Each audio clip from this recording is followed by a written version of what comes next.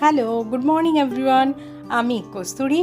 আমার ব্লগিং চ্যানেলের নাম হচ্ছে কলকাতা টু আয়ারল্যান্ড। এই চ্যানেলে তোমাদের সবাইকে স্বাগত জানাচ্ছি।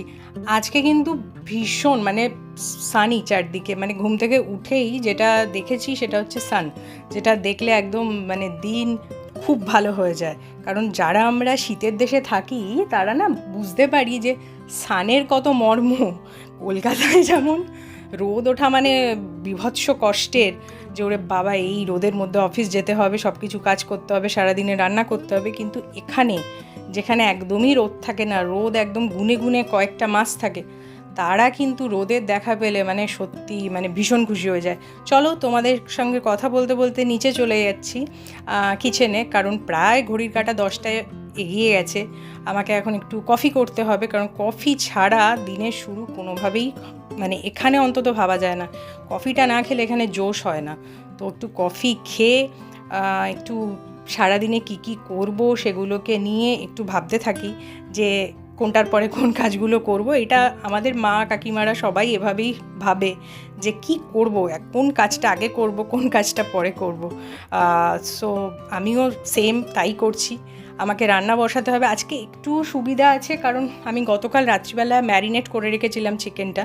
তো আমি আজকে বানাবো হচ্ছে চিকেন কষা, কারণ আজকে বাসন্তী পোলাওও করার আছে। তো চিকেন কষাটাকে আগে করে ফেলি চট করে। আমি কিন্তু চিকেন কষাটা না একটু বেশ ঝালঝাল করে করি, কারণ আমার ঝাল খেতে খুব ভালো লাগে। আর বিয়ের পর থেকে আমার পাল্লায় পড়ে আমার বরেরও সেম অভ্যেসটাই হয়েছে। তো কি আর করা যাবে, সঙ্গ দোষে তো সব কিছুই হয়। তো আমার সাথে থাকতে থাকতে এখন ওরও অভ্যেস ওটা। তো আমি একটু বেশ কষিয়ে কষা কষা করে রগরগে করে, যেটাকে বলে, মাংস রান্না শেষ করছি। এরপর দেখি পরের দিকে যাই। আমি এখন তৈরি করছি বাসন্তী পোলাও। বাসন্তী পোলাও কিন্তু আমরা যেমন এখানে কলকাতায় গোবিন্দভোগ চাল পাই, ঠিক একই রকম এখানেও কিন্তু চিনি গুঁড়া চাল বা যে কোনো সাউথ ইন্ডিয়ান স্টোরগুলোতে এমন কিছু চাল পাওয়া যায় যেগুলো আমাদের গোবিন্দভোগ চালের মতনই হয়, একদম ছোট ছোট, সেই সেম গন্ধ দেওয়া, কিন্তু একটু দামটা বেশি হয়, সেটা তো স্বাভাবিক। তো আমি ওই চালটাই ইউজ করি সচরাচর। বাসন্তী পোলাও বা পায়েস যখন করি তখন ওইটাই ব্যবহার করার চেষ্টা করি, যাতে টেস্টটাও খুব সুন্দর হয়। আর বাসন্তী পোলাও করার সময় যেটা সবসময় মনে রাখবে সবাই, সেটা হচ্ছে জলের কোয়ান্টিটিটা খুব বুঝে দেবে, আর সবসময় চেষ্টা করবে গরম জল অ্যাড করতে, তাতে খুব তাড়াতাড়িও হয়ে যায়, ব্যাপারটা খুব ভালোও হয়। আর চিনি যখন দেবে তখন কিন্তু যাতে ভাতটা যাতে একদম হাফ ডান হয়ে যায়, তারপরে চিনি অ্যাড করবে, কারণ চিনি অ্যাড করার পর চিনি থেকেও একটু কিন্তু জল বেরাবে। তো সবসময় সেটা বুঝে জলের পরিমাণটা দেবে, তাহলে দেখবে বেশ ঝুরঝুরে খেতে হবে। কারণ অনেকে বলে যে বাসন্তী পোলাও হয়তো করেছে কিন্তু অতটা ঝুরঝুরে হয়নি, সেটা হচ্ছে ওই জলের কোয়ান্টিটিটা, তার সে বুঝতে পারেনি। এই কিছু কিছু জিনিস মাথায় রেখে করলে একদম ঝুরঝুরে বাসন্তী পোলাও কিন্তু হবে। আর সবশেষে তুমি ড্রাই ফ্রুটসটা ভেজে অ্যাড করে দেবে।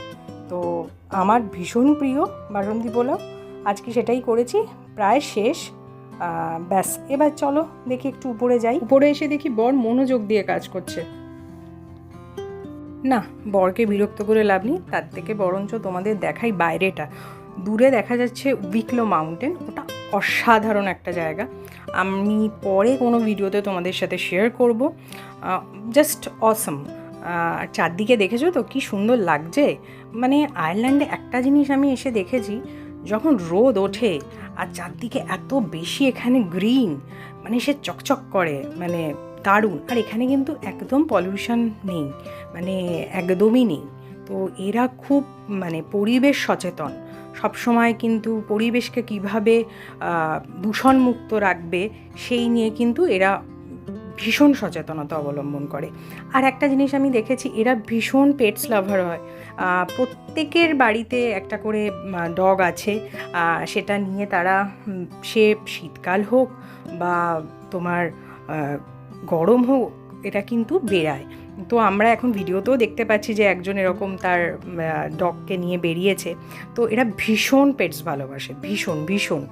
আর বিভিন্ন জাতের কুকুর আমি মানে সরি কুকুর না পেটস আমি এখানে দেখেছি। কুকুর বলাটা ভুল হলো, বিকজ পেটস বলাটাই ঠিক। আর এদেরও এখানে ইন্ডিভিজুয়াল আইডেন্টিটি আছে, এমন না যে এদের কোনো মালিক নেই, এরা এমনি রাস্তায় ঘুরে বেড়াচ্ছে। তো এরা এটা নিয়ে খুব সেন্সিটিভ, আর সেটা হওয়াটাই স্বাভাবিক। প্রত্যেকের কাছে পেটস মানে নিজের সন্তানের মতন। তো চলো এবার নিচে যাই, অনেক বকবক হলো কারণ খাবার সময় প্রায় হয়ে এসেছে। চলো।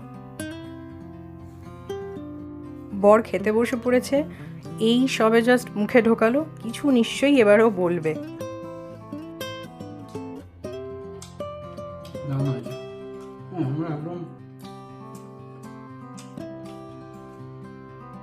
দেশি টেস্ট কলকাতা কষা মাংস পোড়া খুবই ভালো লেগেছে। বাহ, থ্যাংক ইউ। ওকে শান্তি মতন খেতে দিই, খাওয়ার সময় আর বকবক করবো না, কারণ ও খাওয়াটা ভীষণ এনজয় করছে, সেটা বুঝতেই পারছি। এখন কিন্তু প্রায় ঘড়ির কাঁটা 4টের দিকে এগিয়ে যাচ্ছে, আর এখানে ওই 4:10-15 মধ্যেই সানসেট হয়ে যায়, আর আস্তে আস্তে অন্ধকার হতে থাকে। আমরা আজকে বিকালবেলা বেরাবো হচ্ছে টেস্কোতে। এখন আমরা টেস্কোর উদ্দেশ্যেই রওনা দিয়েছি, আমাদের কিছু গ্রসারি শপিং করার আছে। টেস্কোতে ঢুকেই যেটা দেখলাম সেটা হচ্ছে ফুল, যেটা দেখে মনটা বেশ ভালো হয়ে গেল। টুকটাক কিছু কেনাকাটি করার আছে, সেগুলোই আমরা কিনবো। টেস্কোতে আমি একটা ইম্পর্টেন্ট কথা খুব বলবো, আমাদের কিন্তু কলকাতায় ডিমের স্মল মিডিয়াম লার্জ এরকম এক্সেল হয় না, কিন্তু এখানে কিন্তু আমরা সেরকম ডিম দেখতে পাই, মানে এক্সেল সাইজেরও ডিম আমরা কিন্তু এখানে দেখতে পাই। আর আমার বর এখানে খুব ব্যস্ত, মিষ্টি কি নেবে এটা ও ভাবছে। ও তুলে ফেলেছে এখন একটা রেড ভেলভেট কেক, যেটা ওর খুব প্রিয়, আর একটু টুকটাক চকলেট। ও মিষ্টি ভীষণ ভালোবাসে, ইভেন আমিও তাই। আর এখন এখান থেকে নিচ্ছি কিছু চিকেনের স্ন্যাক্স আইটেম, এগুলো সব ফ্রোজেন, জাস্ট এয়ার ফ্রাই করে খেতে হবে। সো এইগুলো অনেক সময় আমাদের ইভিনিং স্ন্যাক্স হিসাবে কাজ করে, কারণ ওটা একটু মাঝে মাঝে একটু দরকার হয়, আমরা খাই। অ্যান্ড দেন টেস্কোর শপিং কমপ্লিট, আমরা যাচ্ছি ব্যাক টু হোম। এখানে কিন্তু সব ক্রিসমাসের আগে খুব সুন্দর সাজায়, আমাদের যেমন কালী পুজোর সময় দিওয়ালিতে সাজায়, এখানে কিন্তু ক্রিসমাসের সময় এরকমভাবে লাইটিং করে বাড়িগুলোতে, যেটা সত্যি দারুণ দেখতে লাগে। তো চলো আজকের ব্লগ আমি এখানেই শেষ করছি। কেমন লাগলো তোমরা সবাই জানিও। আশা করছি আবার নেক্সট ব্লগটা খুব তাড়াতাড়ি তোমাদের সাথে শেয়ার করব। বাই, ভালো থেকো সবাই।